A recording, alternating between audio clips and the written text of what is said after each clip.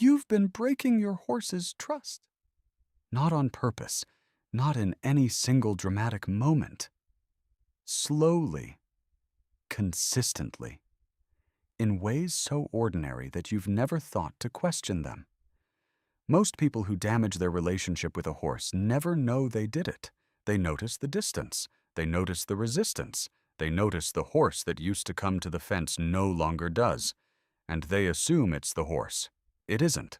There are 7 specific things people do at the stable that erode equine trust over time. Quietly. Without any visible consequence. Until the consequence has already compounded. After today, you will know exactly what they are. And you'll know how to stop. Welcome back to Horse Mind. If you're new here, subscribe now.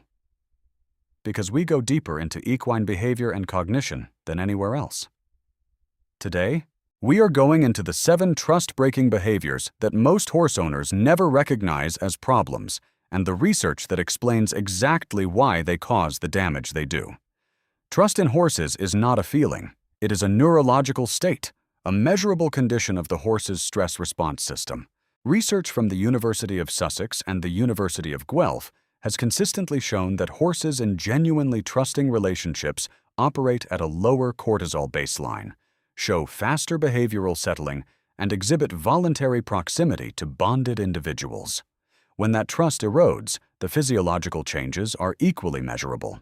The horse becomes what trainers describe as reactive, inconsistent, or difficult. What they are describing is a nervous system that has learned to prepare for unpredictability. That horse was not born difficult.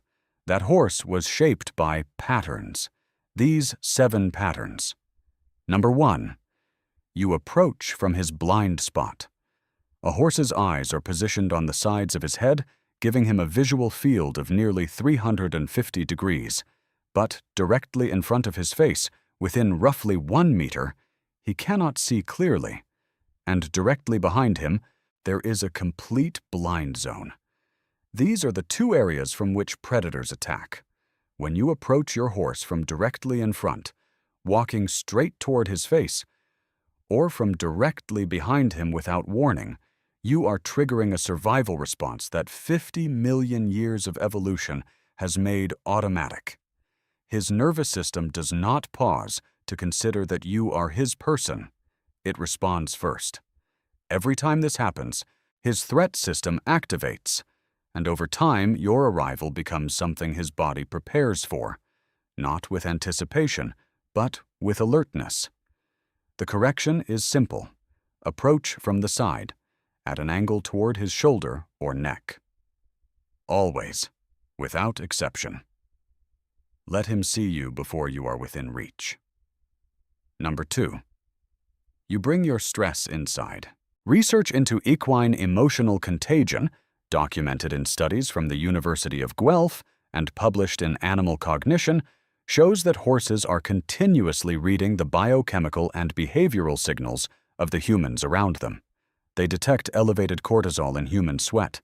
They distinguish tense gaits from relaxed ones. They read facial muscle tension. When you arrive at the stable carrying anxiety, frustration, or anger, even suppressed, even managed, your horse detects it. Not as a reason to be concerned about you, as a signal that the environment is unsafe, because you are part of his environment. And a stressed version of you means something uncertain is happening. Over weeks and months of arriving in a regulated emotional state, followed by immediately asking him to work, perform, or comply, his nervous system learns to prepare for activation the moment he senses you coming. You did not intend this, but the pattern built it anyway. 60 seconds outside the gate before you enter. Breathe slowly. Let your nervous system shift first. That one habit changes the entire neurological context of every visit. Number 3. You punish with the wrong timing. Behavioral research is unambiguous on this point. The window in which a horse can connect a consequence to a specific behavior is approximately 3 seconds. After that, the connection cannot be made. The horse does not experience the consequence as related to what it did. It experiences it as unpredictable. Unpredictable consequences from a trusted person are among the most damaging patterns in any relationship with a horse. The horse cannot learn from them, but it does learn something. That being around you sometimes produces discomfort for no reason it can identify. That uncertainty, that sense of not being able to predict what you will do, is the opposite of trust. If more than 3 seconds have passed, the moment has passed. Let it go. Redirect. The response to the wrong behavior must be immediate and calm, or it must not happen at all. Number 4. You ignore the small signals. Horses communicate discomfort before it becomes resistance. Long before a horse refuses, pulls away, or acts out, it has been sending signals that most people do not recognize or have learned to override. A tight lower lip, a tail swish when you haven't touched the hindquarters, weight shifting away as you approach, an ear pinned for a moment and then released. These are not random. These are the horse's equivalent of saying, "Something about this moment is not right for me." When these signals are consistently ignored, when the human continues regardless of the horse's communication, the horse learns that its communication does not work, that its attempts to express discomfort produce no change, and so the discomfort accumulates silently until the only signal left is one too large to ignore. Behavioral researchers describe this progression as learned helplessness in its early stages. The horse stops trying to communicate. It complies. But compliance is not trust, and the horse that has stopped communicating its discomfort is a horse in a relationship it has given up on. Number 5. You are inconsistent. Horses learn through pattern recognition. What is safe, what is expected, what is reliable, all of it is built through repeated, consistent experience. A horse that can predict what you will do is a horse whose nervous system can relax around you. When the rules change between visits, when behavior that was acceptable yesterday produces a correction today, when the routine that existed last week is replaced without transition, when the person who arrives on Tuesday feels fundamentally different from the person who arrived on Saturday, the horse cannot build a stable internal model of who you are. It is not that he becomes confused, it is that he stops trusting his own predictions. And a horse that cannot trust its own predictions about you will remain in a state of low-level alertness around you, perpetually, because alertness is the only rational response to an environment it cannot read. Consistency is not rigidity, it is reliability. Show up the same way. Maintain the same expectations. Change things slowly, with transition. Your horse is not asking you to be perfect. He is asking you to be predictable. Number 6. You rush through arrivals and departures. Research on equine attachment behavior shows that the moments of arrival and departure carry disproportionate weight in a horse's relationship with a specific person. The quality of the greeting, whether the arrival is acknowledged, whether contact is made before the work begins, directly influences the horse's behavioral state for the entire visit. Most people arrive at the stable and immediately begin the tasks of the visit.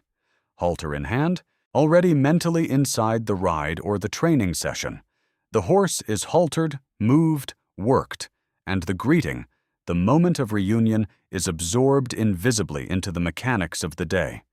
Over time, some horses stop coming to the gate, not because the bond was destroyed by a single event, but because arriving at the gate consistently produced being immediately put to work, without acknowledgement, without a moment of contact that communicated. "I see you. I'm glad you're here." 30 seconds. That is all it takes. Arrive without your hands full. Stand at the fence. Let him set the pace. When his breathing slows and his head lowers slightly, start your visit from there. Number 7. You use him to process your emotions without preparation. This is the hardest one to hear and the most important. Horses are extraordinarily sensitive to the emotional state of people they are bonded with. Research into equine social cognition consistently shows that horses not only detect human emotional states, they are physiologically affected by them.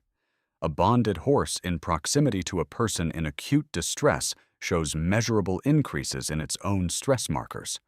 For many people, the stable is where they go when things are hard. The horse is the relationship where they can be honest, where they don't have to perform, where the weight of the day can be felt without consequence. That impulse is not wrong. Horses can be a genuine source of regulation and comfort. But there is a difference between arriving honestly and arriving in a state of emotional flooding that you then immediately ask a highly sensitive animal to perform through. When a horse is repeatedly placed in situations where your emotional dysregulation is the context for being asked to work, where your most difficult days are also the days when the most is required of him, he learns to associate your most distressed states with demand and unpredictability. The place that should feel safe for both of you begins to register in his nervous system as the place where things are hardest. You do not have to arrive calm. You have to arrive honest. Sit with him. Let the visit be what you both need, not what the schedule demands. Over time, he will become what you hoped he could be, the place where your nervous system genuinely settles. But that requires you to give his nervous system the same consideration. This leads us to the most important part of today's video: what to do now. If you recognized yourself in any of these 7 patterns, understand that recognition is the correction. None of these behaviors require years to undo. They require awareness and consistency. The same things that built the problem are the same things that resolve it. Start with number 2 and number 6. They are the highest leverage changes and the easiest to implement immediately. 60 seconds before you enter, 30 seconds when you arrive. Those 2 habits, applied consistently over 4 to 6 weeks, will produce a measurable shift in your horse's behavioral response to you. The other 5 follow from the same principle. Your horse is always reading you. The question is whether what he reads builds trust or costs it. Now you know which patterns cost it, and now you can stop. If this video changed the way you see your daily time with your horse, please give it a like and share it with someone who needs to hear it. Subscribe to Horse Mind. We build this kind of understanding one video at a time. Let me know in the comments. Which of the 7 did you recognize? I read every single one. Thanks for watching.